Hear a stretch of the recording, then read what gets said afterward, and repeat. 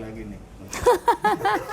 Soalnya kemarin kan Pak Erik bikin ngeluarin statement bahwa penolakan terhadap Israel itu dianggap FIFA sebagai intervensi pemerintah. Barangkali karena ya itu ada kepala daerah yang menolak Israel gitu. Nah, kita kan tahu sejarahnya intervensi pemerintah ke Federasi Nasional fatal itu. Kita juga udah pernah ngalamin, kita di ban beberapa tahun itu.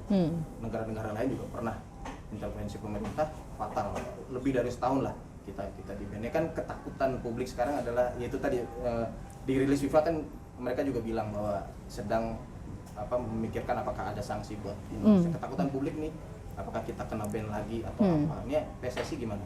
Apakah sudah bersiap yang terburuk kalau misalnya kita di ban? Karena kalau intervensi pemerintah sih saya pikir bisa fatal gitu.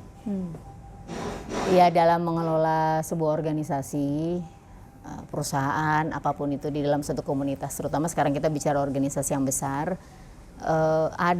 kita tuh tidak bisa tiba waktu tiba akal.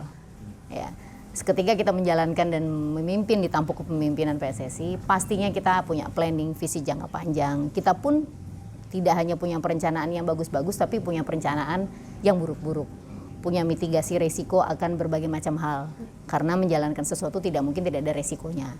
Gitu. Salah satu resiko yang terbesar adalah ini, gitu, adalah suspension, gitu kan, salah satu resiko yang terbesar. Jadi pastinya PSSI bersiap gitu akan segala macam hal kemungkinan gitu, karena namanya kita memegang tampuk kepemimpinan sebuah organisasi besar, ya kita membuat satu perencanaan yang holistik pastinya, dan kita membuat satu emergency response plan terhadap apa yang terjadi apabila ada begini, bagaimana kelanjutannya, apa yang harus dilakukan, apa yang harus dibicarakan, dan itu pasti gitu. Kita sudah kita siapkan itu gitu, karena organisasi PSSI ini ya yang harus kita jaga sama-sama gitu.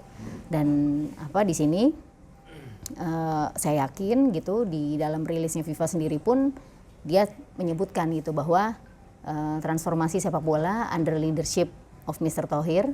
Ya, kalau misalnya nanti teman-teman note gitu, ya kan, bahwa itu yang harus terus dijalankan gitu, karena ini merupakan masa-masa yang juga memang tidak mudah bagi PSSI gitu. Jadi ya tentu saja kita harus dan pasti bersiap untuk hal yang sangat baik ataupun sangat buruk, yaitu saat menjalankan organisasi ya. Kita nggak boleh mau enaknya aja, nggak mau buruknya aja kan gitu. Jadi ya, tapi bukan berarti kita terus nggak berusaha gitu loh, pasrah itu ya kan, enggak. Gitu sih. Kalau itu aja. apa namanya Mbak Tisa? Jadi banyak kamu nanya. Satu terakhir. Okay. Pergantian pengurus itu pengaruh nggak sih? Maksudnya? Pergantian pengurus PSSI kan ya pasti tongkat estafet pasti dikasih dari pengurus yang lama pengurus yang baru. Apakah itu juga ini dilihat oleh FIFA gitu, ada pengaruhnya juga pada keputusan mereka ini membatalkan? Enggak lagi nih, kita sekali lagi kita nggak bisa terus menebak-nebak apa yang dalam pikiran mereka di saat rilisnya mereka untuk mencabut kita itu very short and sweet gitu. Ya kan, jadi ketika kita mulai berimajinasi itu akan menjadi hal yang sangat berbahaya bagi sepak bola kita gitu ya. Kita mulai berimajinasi karena jangan seperti itu gitu. Kita don't look back gitu, kita look forward gitu. Kita look forward ke depan, bahwa di depan kita masih ada dua hal.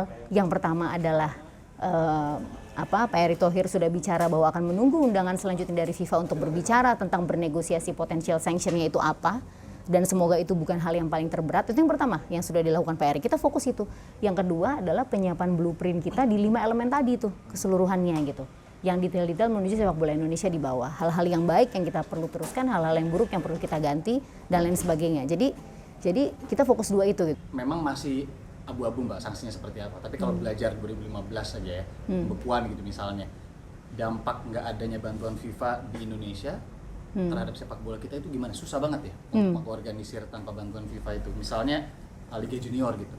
Karena sebenarnya gini, yang paling terdampak akan suspension itu terhadap satu organisasi ya, satu member association atau anggotanya FIFA itu adalah partisipasi internasional. Karena selayaknya itu di dalam member-member FIFA keseluruhannya itu kan mereka kan memiliki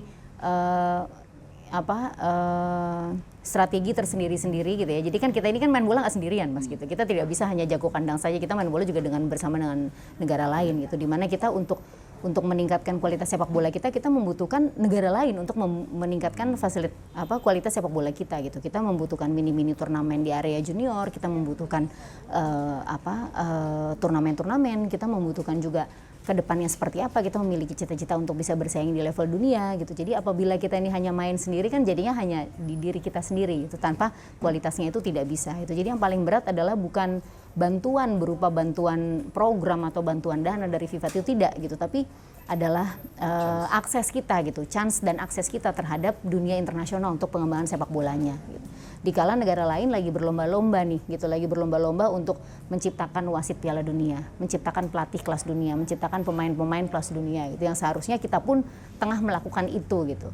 Akan tetapi apabila kita kena suspension yang paling berat gitu, which is disuspend sebagai keanggotaan FIFA, kita tidak diizinkan untuk partisipasi di dalam gitu ya, partisipasi gitu di dalam seluruh kompetisi internasional. Sepak bola internasional. Betul. Oke. Gitu.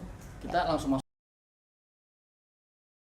Terima kasih sudah menonton. Silakan subscribe, like, dan jangan lupa komen di bawah ya bola spotter.